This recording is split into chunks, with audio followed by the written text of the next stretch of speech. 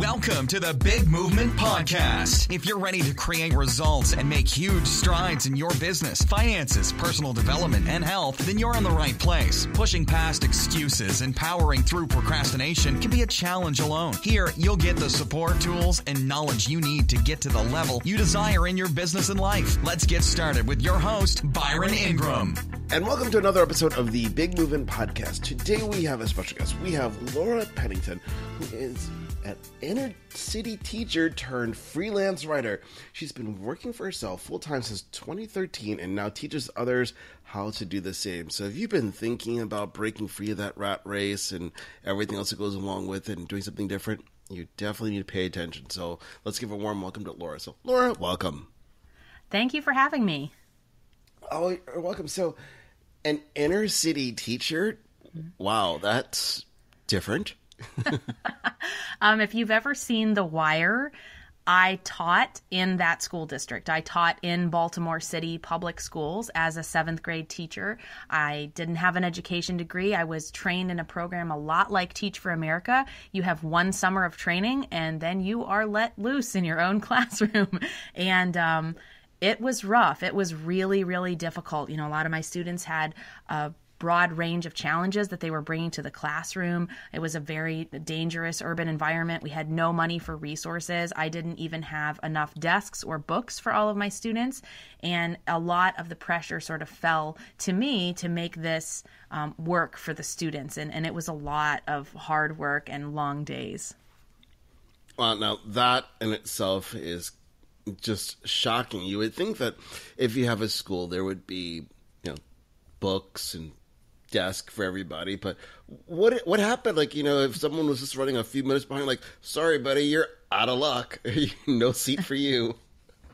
Well, we would use my desk, my chair. We would, I would bring in extra chairs, like folding metal chairs that I would find somewhere or something like that. So it was really difficult. I knew that Baltimore City was a struggling school district. A lot of the students there are very high need, meaning for some of them, their only meal is the breakfast and the lunch provided by the school. There were a lot of challenges for the students, but there were also, problems with the administration and sort of how money trickled down. When I was hired to teach 7th grade geography, but the principal came to me after hiring me and said, we couldn't afford a 6th grade social studies teacher last year. We can't afford an 8th grade social studies teacher. You're going to be the only touch point for history, civics, geography, all of that between 5th grade and high school for these students. So basically he said, teach them what you think they need to know. And so I sat down and literally said, okay, what are the things they should know? They should know basic geography. They should know about World War II and the Holocaust. And I basically made up my own curriculum, made up my own lesson plans. And it was a real challenge. My students didn't have pencils. I had to provide that to them. I won a grant for a projector and used my personal laptop to show slides and videos to the students. But it was pretty much a constant challenge to have materials outside of what I created. So it was a lot of pressure on me to come up with good lesson plans and find things that were free that we could make use of. Wow. So that sounds like it had to be quite a motivator for you to do something different. Yeah, I absolutely did. And in one way, it allowed me to be a little bit creative because I could come up with my own lesson plans and figure out the best way that I thought the students should learn about any given concept. But it was also challenging because I constantly felt like, okay, can we do this without pencils? Can we do this without internet access? Can we do this without computers? I mean, it was constantly trying to figure out how to make activities that were engaging for the students, that were age level appropriate, but also rigorous, while not having any resources to support that. Wow. So then what made you decide to leave the teaching world behind? Well, a series of events sort of began to unfold. My family members saw the amount of stress that I was under. I was working. I left my house every day at 5 a.m. to drive all the way across Maryland to Baltimore.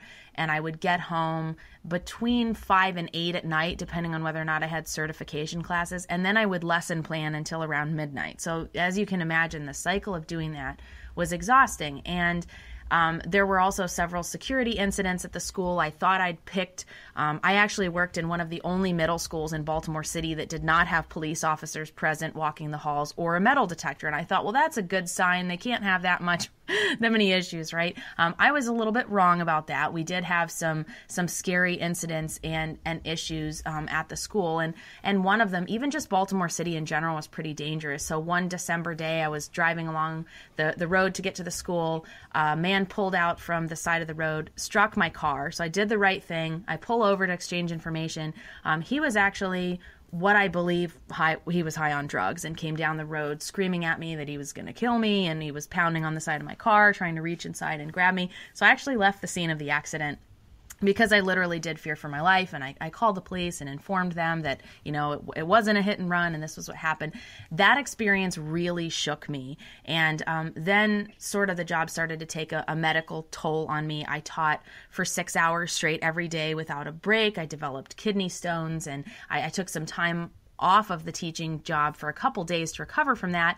And my doctor said, you really need to walk around to relieve this situation. Well, I was on Vicodin walking around, and of course I trip and twist my ankle. So now I have 2 medical conditions. And just being away from the school for 1 week, I realized physically and mentally, I can't go back there. I cannot return to that environment because it is now affecting me physically, where my body's starting to fall apart and I'm showing signs of exhaustion. So I resigned from that position, and it was just like, it was a very difficult decision to make because I did not want to leave my students, but at the same time, I felt like I just couldn't do it anymore. Wow, that's just so eye-opening that it was that intensity. And you would have to leave at 5 a.m. How long of a commute was it? I drove an hour and a half each way, and I got to school an hour early so that I could kind of prepare myself for the day. Also, because we didn't have any resources, sometimes I'd have to stop at the 24-hour Kinko's and make copies, so I had worksheets or whatever for my students. But it was just really long days, because a lot of people have this perspective like, oh, teachers, they get summers off and they only work like 7 to 2. Well, the school day might end at 2 or 3 o'clock, but then we start grading and lesson planning and calling parents and tutoring students who are behind and attending administrative meetings and personal development. There's a whole other job to that employment position that begins after the school day is over. And I think a lot of people just have a misperception about that, me included when I got started, right? I had no idea that I was going to actually be working longer hours and spending more time in the school than I had in any other position. I think that's a common perception with so many industries, because people only see that front-facing side. They don't see all the prep work that goes into it, the long hours, the personal development, all those things that you did. So while someone might think, oh, you just have like a 6-hour day. No, it's more like 18 when you add everything up. Yeah, and that's assuming there's like no problem. So, we would have things where we had a group of really rambunctious 7th grade boys, and the principal was tired of suspending them and would say, okay, every 7th grade teacher has to come to this meeting with all 20 parents of these boys and talk about, what these kids are doing in your class, what you've tried, collaborating with them. So then you'd have to stay after school, and that's a 2-hour meeting, and you're just so tapped out by the end of the day after standing on your feet and teaching for 6 hours straight. Then you're dealing with parents or, your help. We were required to stay at least once a week after school to tutor kids who were behind. It was like a constant thing. And I just felt like I was losing my voice and tired all the time. Wow. That's just insane when you think about it, because I think back to that era, that age, when I was in essentially middle school. I think there was never problems like that. You don't have to worry about metal detectors and having police on campus. Like, everyone was just kind of happy. You go to school, you just don't get in trouble because, well, the nuns, they would wreak hell in your life if you did. So yes, you and just that was learn what worked. That was an important lesson that I learned as a teacher, that you can succeed more in those kind of environments if the administration has your back. But if it's just teachers and students, our principal said in November, oh, we've suspended too many students already, expelled too many students. We're not doing that anymore. Well, the students figured out pretty quickly that the most you were going to get was detention, or you were going to, miss lunch and eat it with the principal. So they actually became worse behaved as a result of that. So the administration, a lot of times in these schools, for one reason or another, just doesn't have the backs of the teachers. And that means that the teachers are dealing with all these problems on their own. And they really have limited, recourse. And, some of these students, I even had one parent who, I brought her in for a conference and talked about all the things that were going on with her son. And this was like October. And she goes, I literally don't know what to do. I've already taken Christmas away from him. I don't know what else, she was just bawling in my classroom. And I felt so bad that it was just so many problems. And if the administration wasn't going to help, then we were kind of on our own. It was teachers and parents and that's it, and that's very exhausting. Wow. That's just crazy. So once you realized that you couldn't go back, how did you decide what you were going to do? Because it was like, you're free, like, oh, flock in the wind, do whatever you want. And then it's like, okay, now what do I do?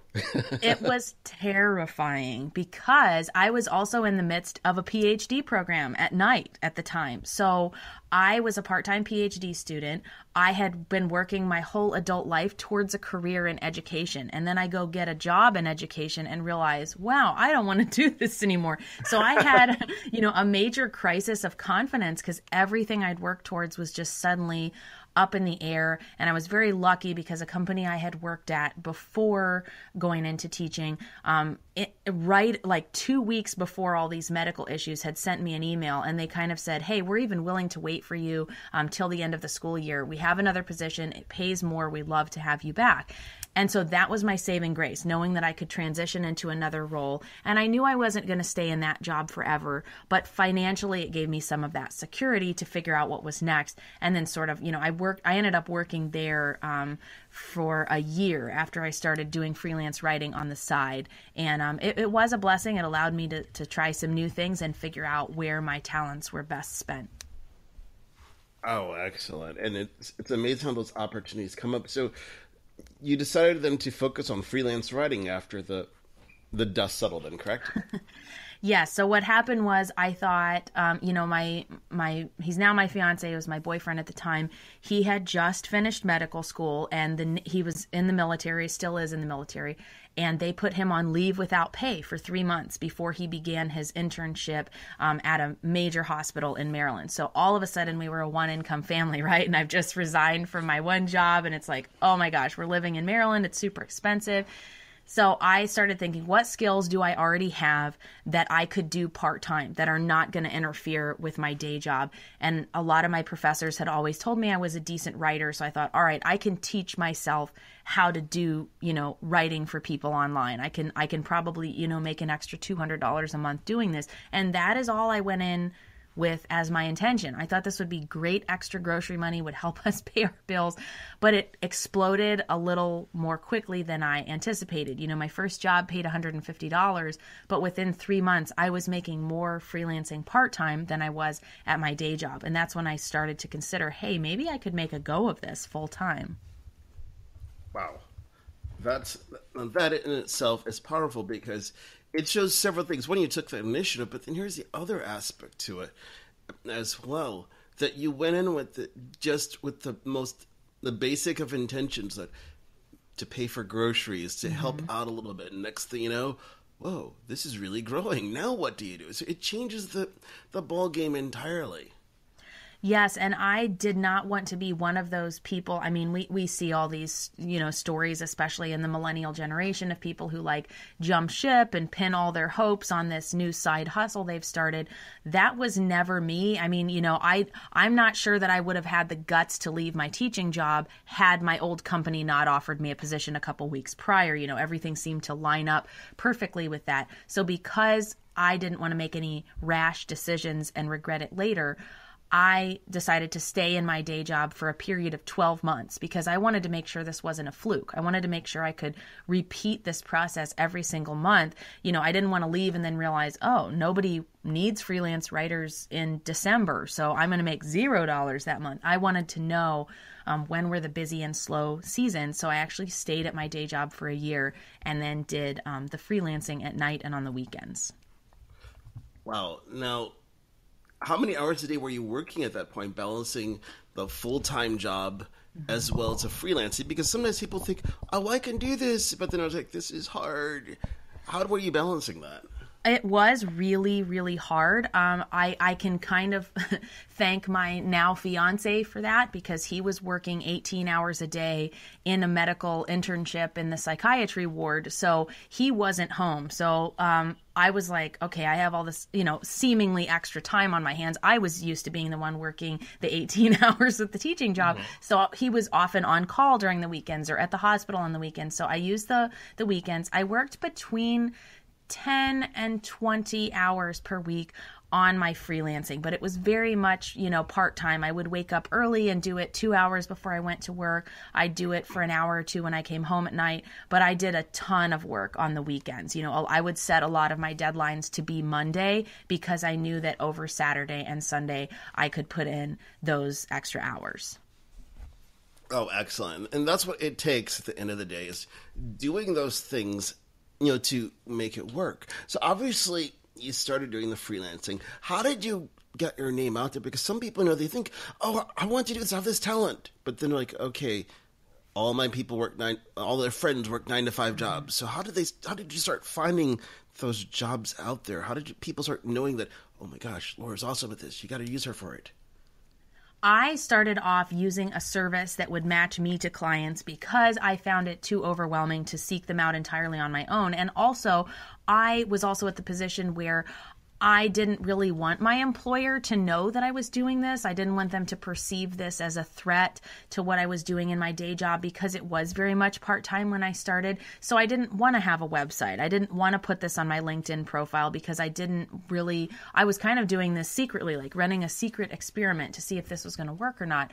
So I used a website called Elance. It's now called Upwork. And basically clients go on there and they will post a request for proposals. They'll say, hey, I need 4 blogs done or a white paper done. And it's all about life insurance. Tell me your experience and how soon you could get this done and your quote. So for me, the fact that those clients were pre-sold, they already knew they wanted to work with someone, cut that whole marketing aspect out for me. And I used that to start my business. And from there, it really grew, because a lot of people would refer me to others, and that's a lot of the relationships that I have now are based on referrals. But as far as getting started, that was excellent practice, because I refined my niche. I found out what products or projects I did and did not like working on, and I developed this base of customers who would give me testimonials or who would refer me to others. It was sort of like training wheels for my freelance career.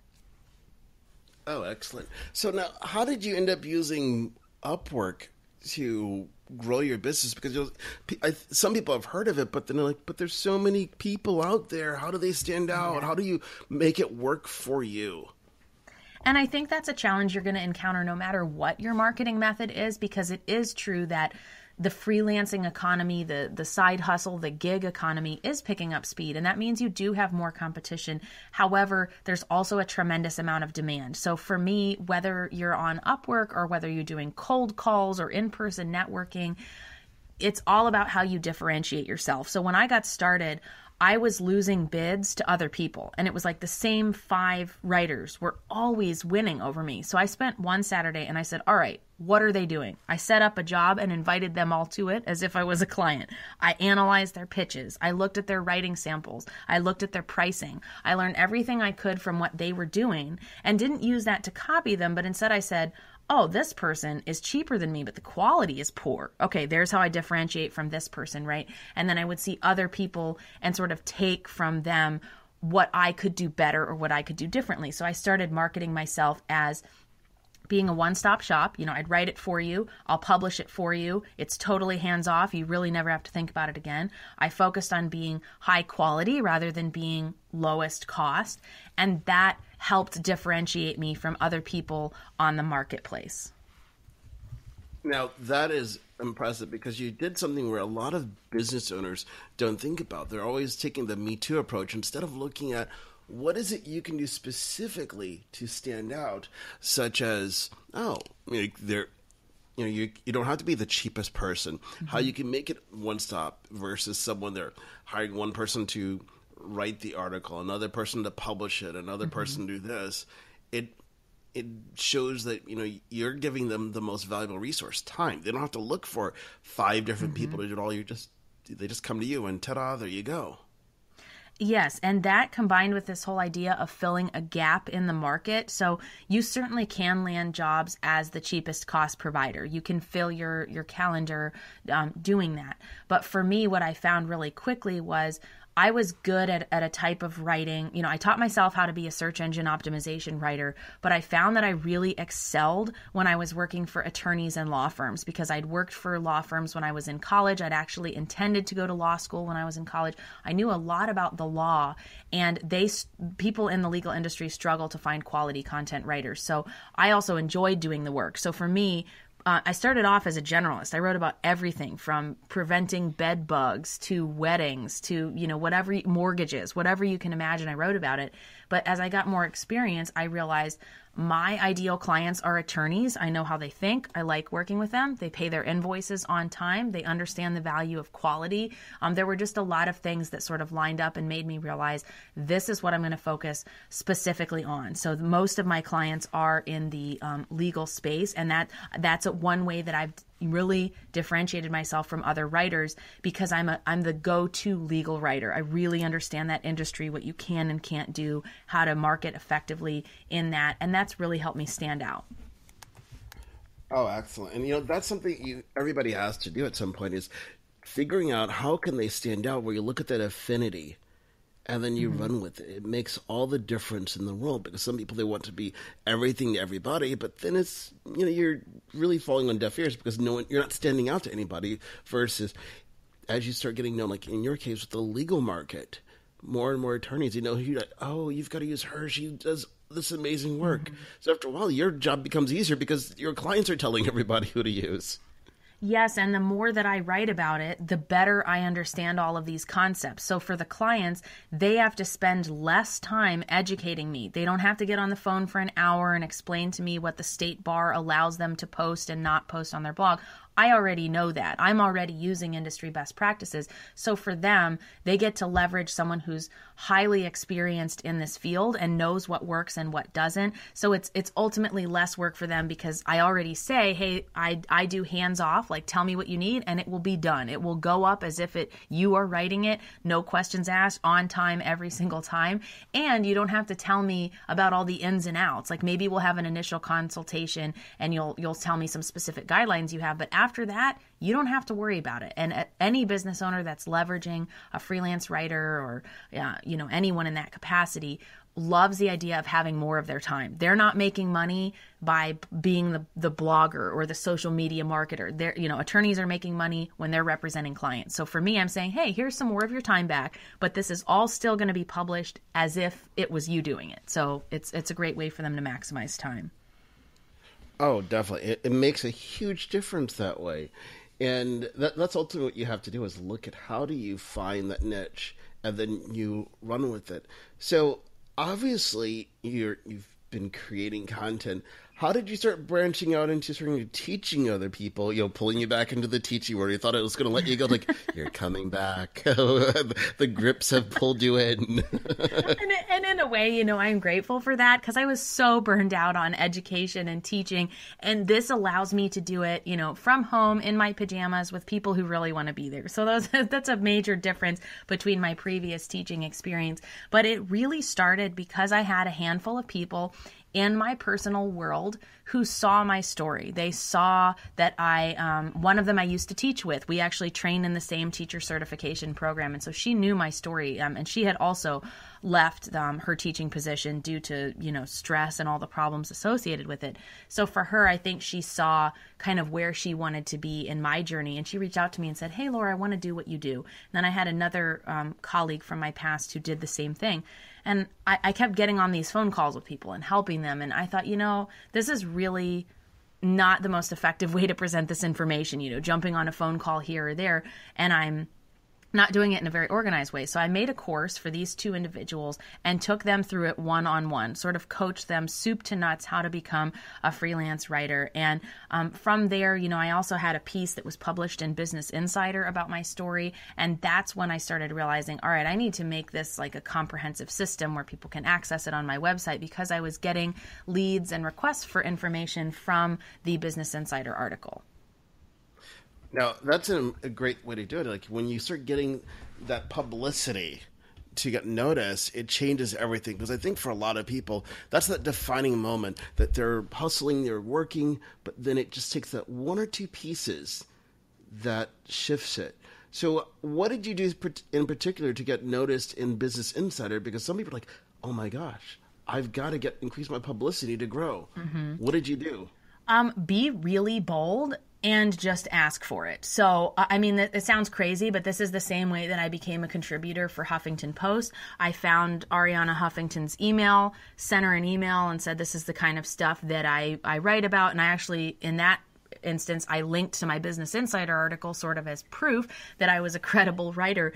But when it came to Business Insider, I was on my phone one day and I was some article like came up on my Facebook feed, and it wasn't even about a writer. It was about some guy who was like an audio engineer, and it was like how I make $7,000 a month creating custom song tracks, and it was on Business Insider.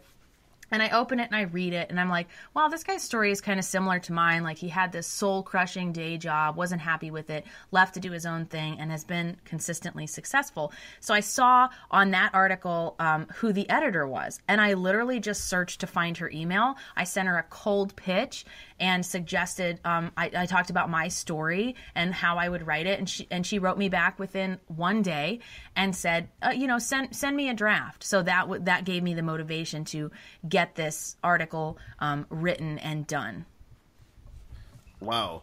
So then what happened after you sent her the draft? Which you're like, oh my gosh, this is incredible, I love you, and next thing you know, you're in it. What happened? Yeah, it was very, serendipitous. Like, it just, that particular editor, I must have just kind of lucked out there. She was looking for those kinds of stories. They're all over Business Insider, this sort of, how I left my day job and now do something totally different, and I love it more, something like that. So she had been associated with multiple articles like that as the editor. And it was relatively easy. I sent her a draft. She replied back with some comments and some requested edits. I made those. And then she said, your article's going to go live on such and such date. And that's when I realized, oh, I need a website. Like, I need to actually have a website live, because I'm getting, she's like, make sure you tell me what links you want included. And I'm thinking, oh, they're going to directly link to my website from this Business Insider article. It gave me that push to get my website live and ready to receive traffic, and that worked really well.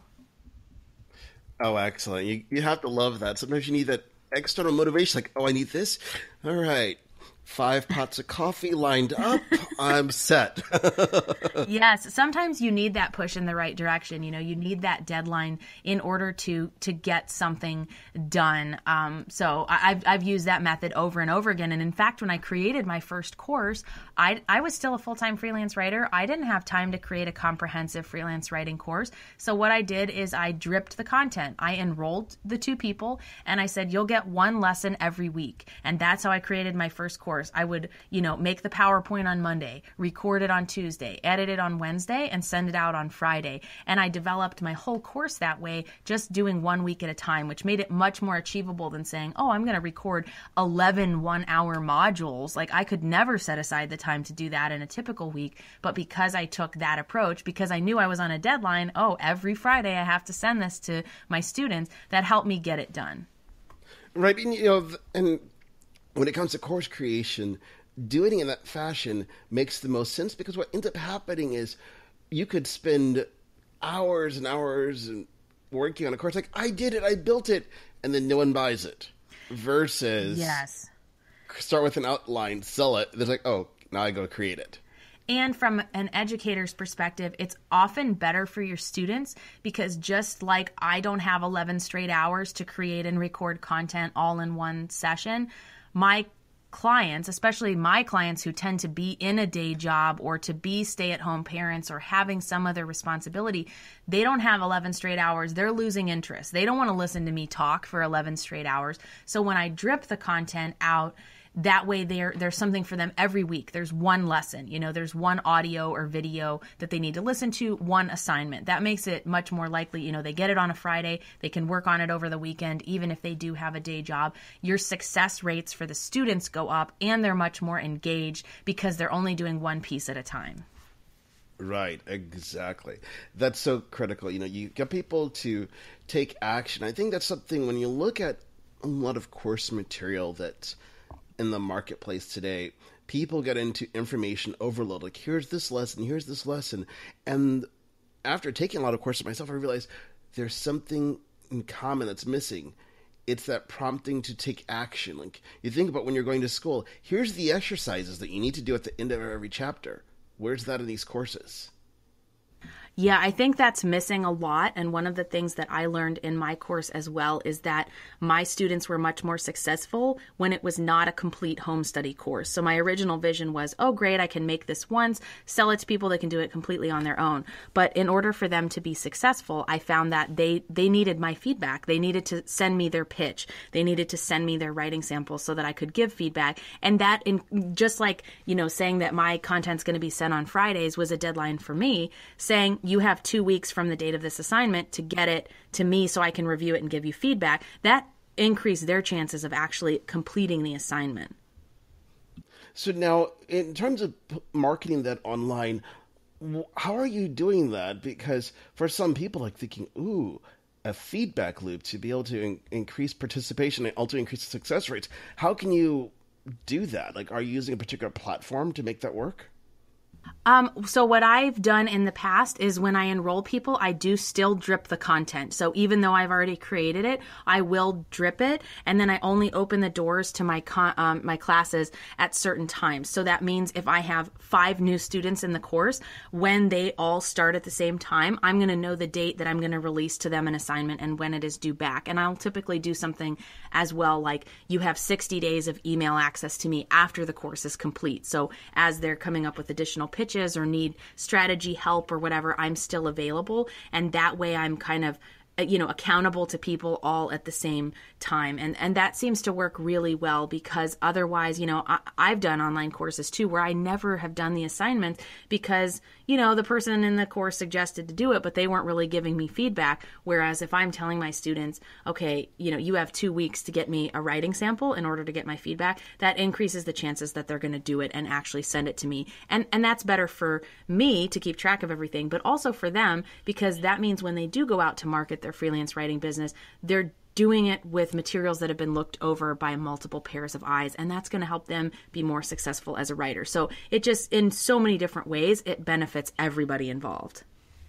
Right, and that really carries over to just about any industry out there with having that feedback of someone encouraging them, looking over, telling them what they're doing right, what are the things they can improve upon, instead of just throwing it out there and seeing what works, because you can shorten that success curve if you have feedback the whole way versus the continual trial and error. Well, that didn't work. Okay, there went 6 months.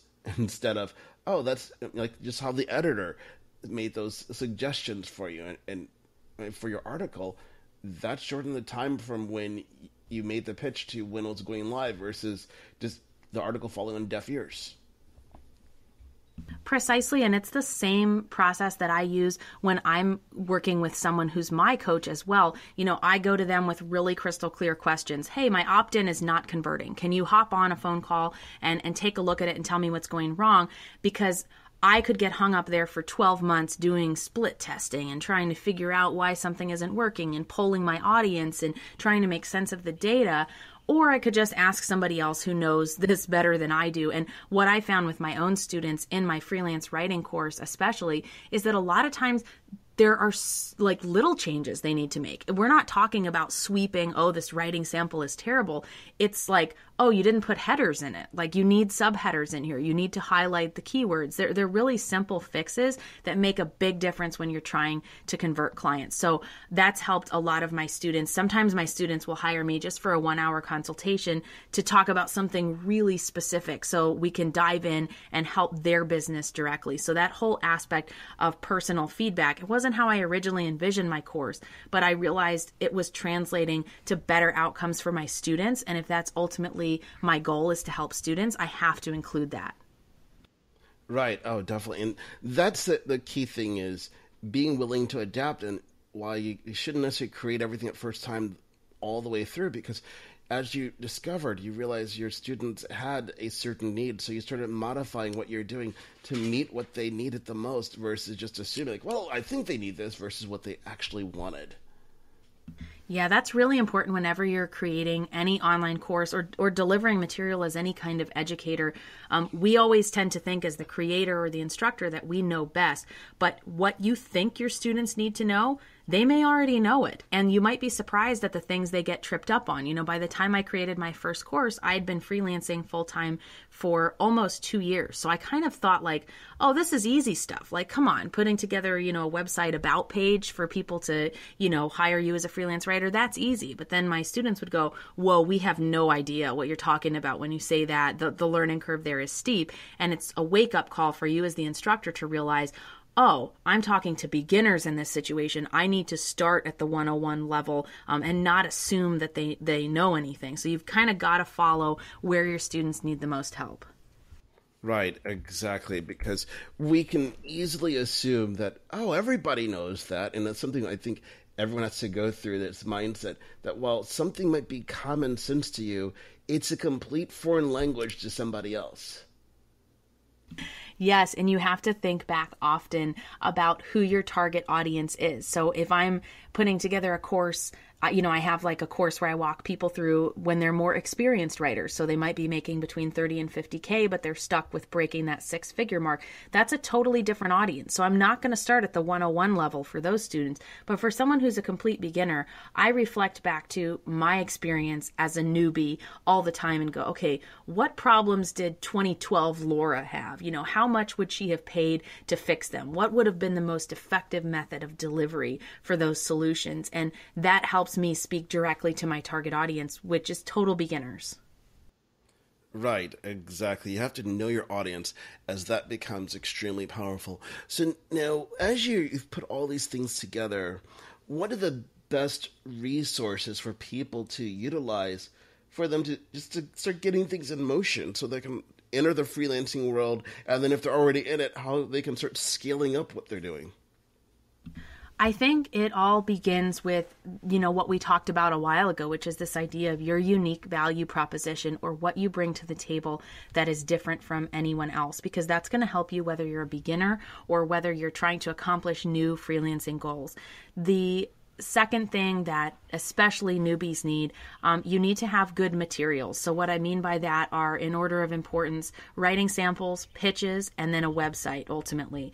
But your writing samples can trump everything else. I'd never been paid to write one word in my life before I got my first freelance writing job. But the quality of my writing samples was more powerful than other people who had more experience than I did. So that's why I always tell my students, you know, good writing ability and talent can win out over everything else. Make your writing samples amazing. A client may only look at them for 3 seconds. How are you going to impress that client? And then your pitch, of course, how you're going to approach each client. And ultimately, you will need a website, if for nothing else than to show that you're a credible person and to build a little bit of that human relationship in there. As far as long-term success, I do think it's beneficial to niche down as soon as you can. So I still do jobs that are all over the place. I still do jobs that are online, but even out of the freelance writing scope. Just last week, I had a client who contacted me and needed me to do some research for them, making phone calls about media kits. And it was easy for me to do. It was kind of fun because it was a little bit different than what I normally do. But still 90% of my clients are going to be attorneys, are going to be insurance agencies. That's most of what I do on a day-to-day basis, is write content for that. But deciding where your core offer is going to be. What is the core market that you're going to be speaking to and providing content for? Because they will come up again and again, and it just benefits everyone in those transactions. When you become more of an expert, they can trust you more, and you're really knowledgeable about the needs of that specific target market. So that's what I would say as far as getting started. Put the most effort into developing amazing writing samples, because they're your calling card. A client will decide whether or not to hire you based on writing samples. And I can't stress that enough, because I got tapped, about a year into my freelance writing career to be a project manager for some of Elance and Upwork's enterprise clients. So I was actually hiring writers for digital teams for companies like TrueCar, like Microsoft. As the hiring manager, I get to be on the other side of the table, and you would not believe how many people submit materials that have mistakes in them. It is like 50 to 60% of the people who submit materials. You're getting eliminated right away by doing that. And I've seen it time and time again. Every time I go out to hire for me or for one of my clients, it's way too common. So don't skimp on the time for your samples, for your pitches. Especially if you're a writer, someone might be flexible if you're a graphic designer. They don't really care about your grammar and spelling so much. But as a writer, it has to be perfect. Wow. And, that in itself is powerful, because some people don't think about the small details of how much it can make a dramatic difference, whether you get the position, whether you get the job, or it goes to your competitor. Exactly. You have to think always, don't think so much about yourself. Think about the perspective of the client. Who is this person, and why are they trying to hire someone? They're probably in a hurry. They're probably stressed out. They're probably sick of trying to figure this out on their own. Don't send them 25 writing samples, some of which have errors in them, because the client opens it, looks at it for 10 seconds, realizes it's a poor fit, and decides not to work with you because of it. So those opportunities, it's just like, meeting someone at a networking event. You've got 30 seconds to make that first impression at most. Same thing with your written materials. So all those little details do matter. They could be the difference between a client reaching out to you and setting up a phone call to talk more and just throwing you in the no pile. Right, exactly. It makes all the difference in the world. Well, I want to thank you for coming to the Big Movement Podcast today and sharing your wealth of wisdom. How can people reach out to you and learn more about how you can help them with freelancing and freelance writing to be able to ultimately break free from that normal 9-to-5 job? So all of my advice about writing and using tools like Upwork and building your business is on my website, sixfigurewritingsecrets.com, and that the 6 is spelled out SIX. Oh, excellent. Well, definitely, once again, I want to thank you for coming into the Big Movement Podcast today, because people need to know how they can start standing out and how all the little differences add up and help them stand out from the competition. Thank you so much. Oh, you're welcome. Thanks for listening to the Big Movement Podcast today. And be sure to subscribe so you don't miss an episode. Now that you've surely been inspired to take your entrepreneurial career and business to the next level, you can stop by the website and get more. And if you're ready to boost your business brand, be sure to grab your free report, 7 Easy Steps to Build Your Brand Today.